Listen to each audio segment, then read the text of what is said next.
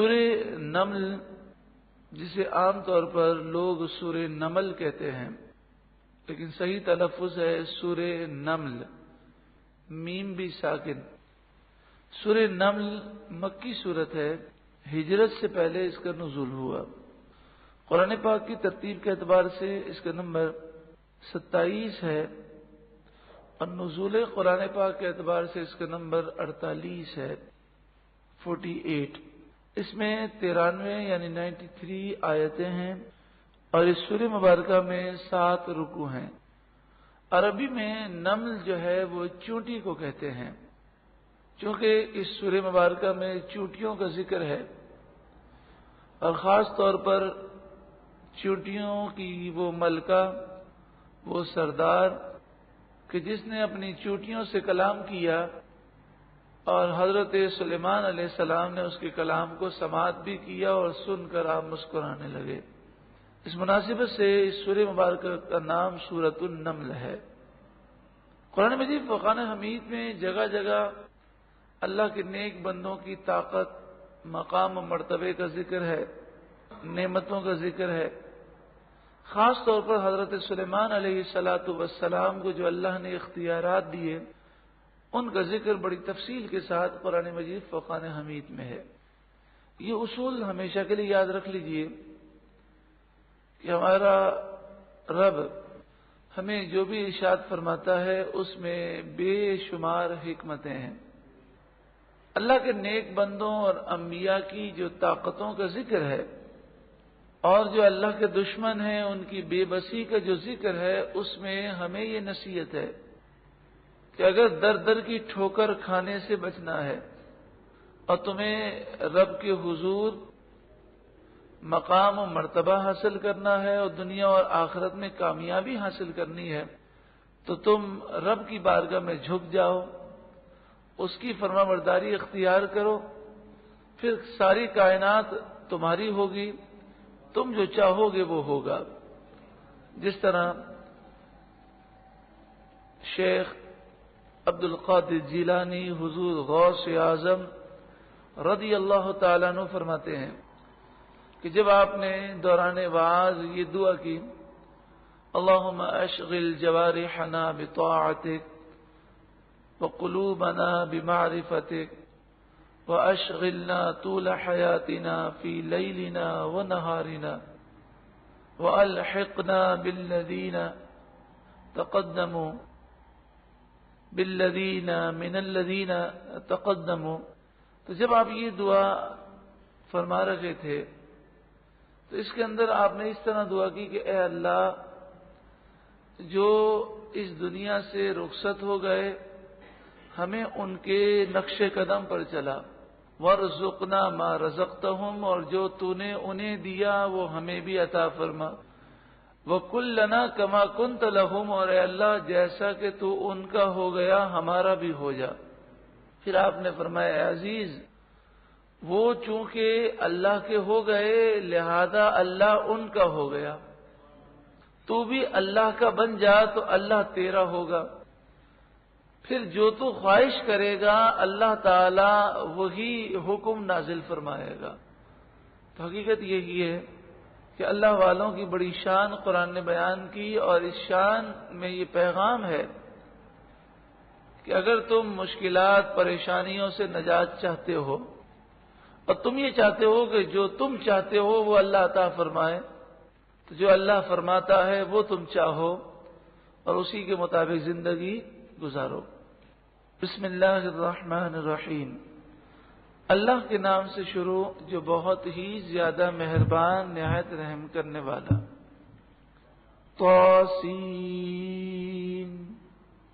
حروف مقطعات میں سے ہیں، حروف مقطعات میں سے ہے۔ اللہ جانتا ہے اور اللہ کی عطا سے اس کے محبوب جانتے ہیں۔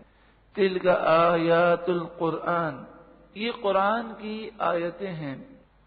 وہ کتاب مبین، اور روشن کتاب کی آیتیں ہیں۔ ہدی و بشریٰ للمؤمنین، یہ ہدایت ہے اور مومنوں کے لیے خوشخبری ہے۔ کن مومنوں کے لیے اس قرآن میں خوشخبری ہے؟ الذین یقیمون الصلاۃ، وہ مومنین جو نماز قائم کرتے ہیں، وَيُؤْتُونَ الزَّكَاةَ، اور وہ زکوٰۃ ادا کرتے ہیں، وَهُمْ بِالْآخِرَةِ هُمْ يُوقِنُونَ، اور وہ آخرت پر یقین رکھتے ہیں۔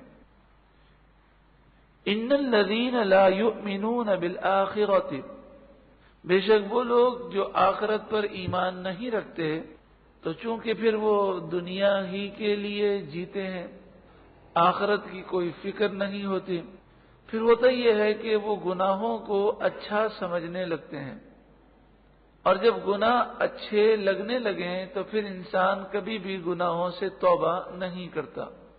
یہ ہمیشہ کے لیے اصول یاد رکھیں کہ انسان کتنا بھی گناہگار ہو، کتنا بھی بڑے سے بڑا گناہ کرتا ہو، کبھی بھی اس گناہ کی تعویل نہ کرے، کبھی بھی اس گناہ کو جائز قرار دینے کی کوشش نہ کرے، بلکہ دل سے اس بات کو تسلیم کرے کہ یہ گناہ ہے، میں جو کر رہا ہوں غلط کر رہا ہوں، یہ گناہ ہے، میں جو کر رہا ہوں یہ غلط ہے، تو انشاءاللہ تعالی اس پر کرم ضرور ہوگا اور ہدایت اسے نصیب ہوگی۔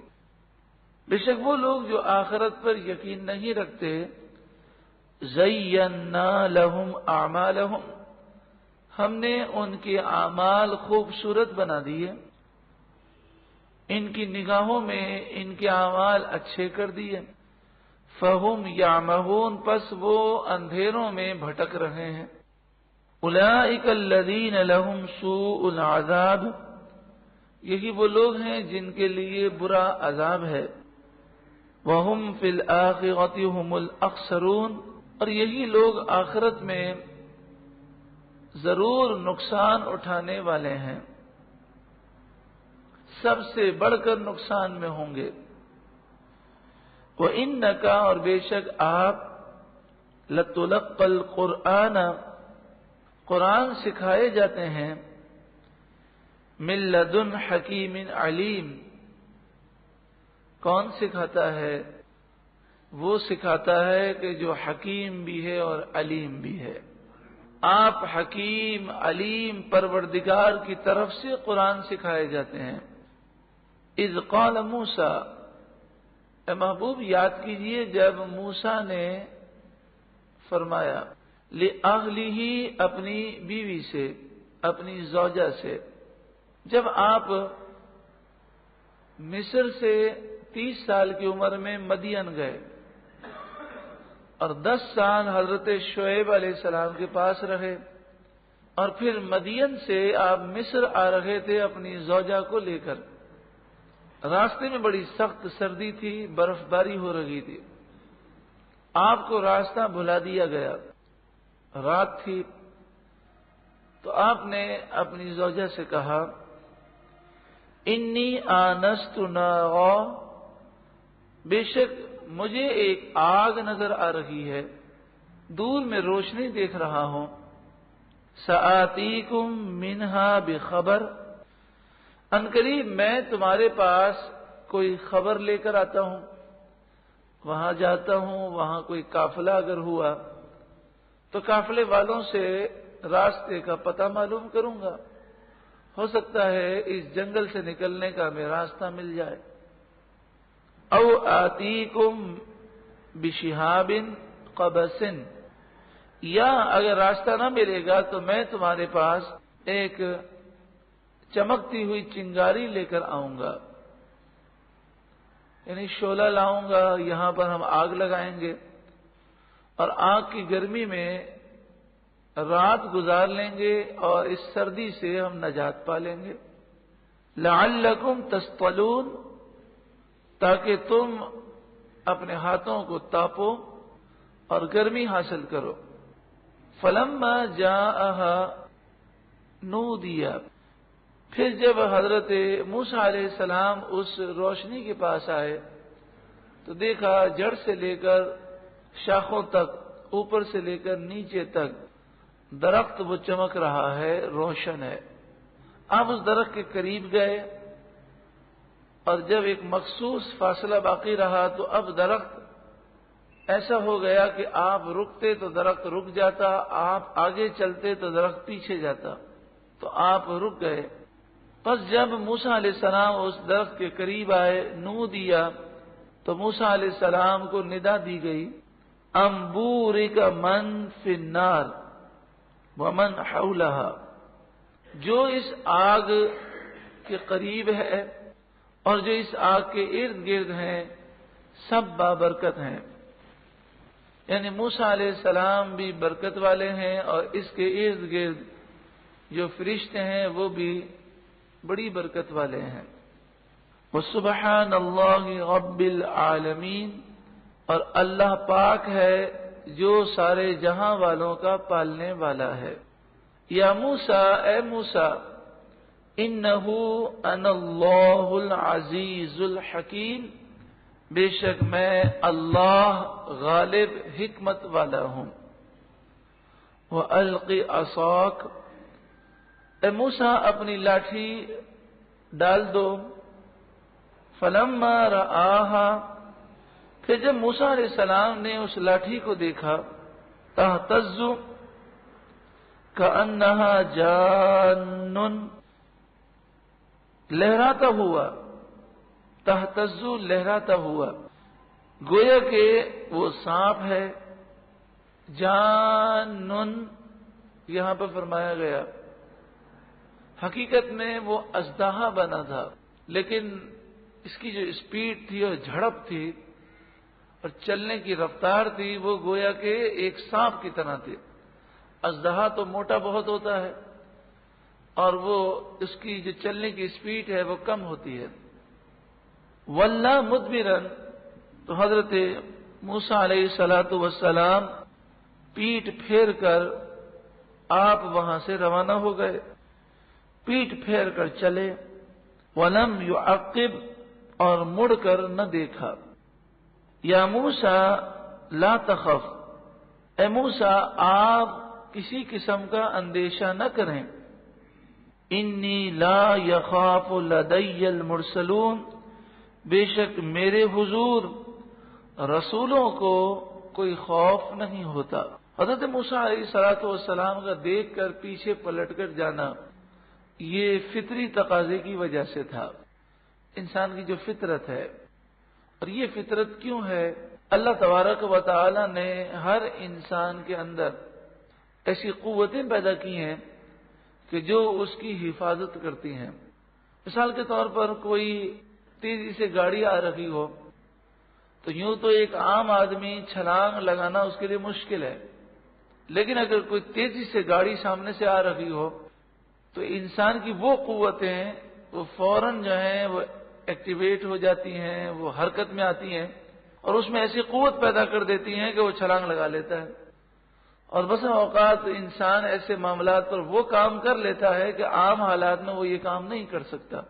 تو یہ دفاعی قوتیں ہیں، قوت مدافعات، کہ جس طرح بیماریوں سے بچنے کے لیے قوت مدافعات اللہ نے جسم کے اندر پیدا کی، اسی طرح کوئی چیز جو کاٹنے والی ہو، ڈسنے والی ہو، نقصان دینے والی ہو، تو اس کے تحفظ کے لیے اللہ تعالیٰ نے قوت پیدا کی ہے۔ تو اس قوت کا یہ اثر تھا کہ موسیٰ علیہ الصلوۃ والسلام کا جسم مبارک جو ہے وہ مڑ گیا اور وہ مڑ کر چلنے لگا۔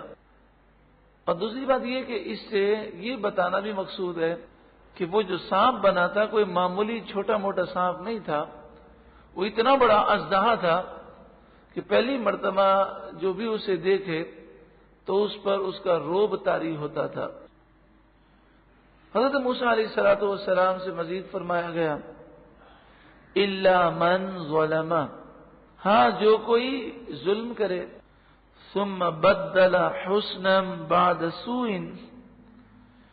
پھر برائی کے بعد بھلائی سے بدلے، فإنی غفور رحیم، تو بے شک میں بخشنے والا مہربان، یعنی میرے دربار میں خوف اسے ہوگا جو گناہگار ہوگا۔ ہاں جو گناہ کر کے پھر توبہ کر لے تو میں اسے بخش دوں گا۔ وَأَدْخِلْ يَدَكَ فِي جَيْبِكَ، ہمارے یہاں پر جیب جو ہے وہ دوسرے معنی میں استعمال ہوتا ہے، اور عربی میں جیب وہ گریبان کے معنی میں استعمال ہوتا ہے۔ وَأَدْخِلْ يَدَكَ فِي جَيْبِكَ، اے موسیٰ اپنا ہاتھ اپنے گریبان میں ڈالیے، اور گریبان میں ڈال کر اس ہاتھ کو اپنے بغل سے ملا دیجئے اور پھر اسے نکالیے۔ تخرج بیضاء من غیر سوء، تو یہ ہاتھ بے عیب سفید چمکتا ہوا نکلے گا۔ فی 9 آیات، یہ 9 نشانیوں میں سے 2 نشانیاں ہیں۔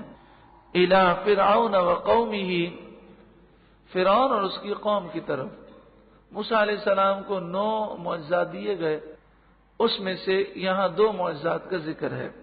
انہم کانوا قوما فاسقین، بے شک وہ بے حکم لوگ تھے، بے شک وہ بے حکم لوگ ہیں، یعنی موسیٰ علیہ السلام آپ جائیے فرعون کے پاس اور اس کی قوم کے پاس کہ یہ اللہ کی نافرمانی کرتے ہیں۔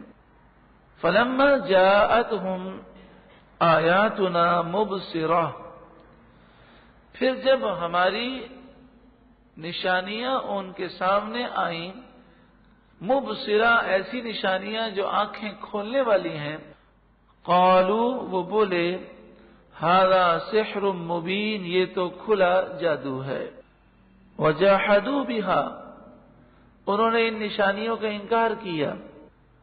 واستيقنتها انفسهم ظلما وعلوا، اور ان کے دلوں میں ان کا یقین تھا ظلم اور تکبر سے، یعنی انہوں نے انکار کیا ظلم سے اور تکبر سے، مگر دل ان کے کہتے تھے کہ یہ سچا کلام ہے اور یہ سچے معجزات ہیں، اور موسیٰ علیہ السلام سچے نبی ہیں۔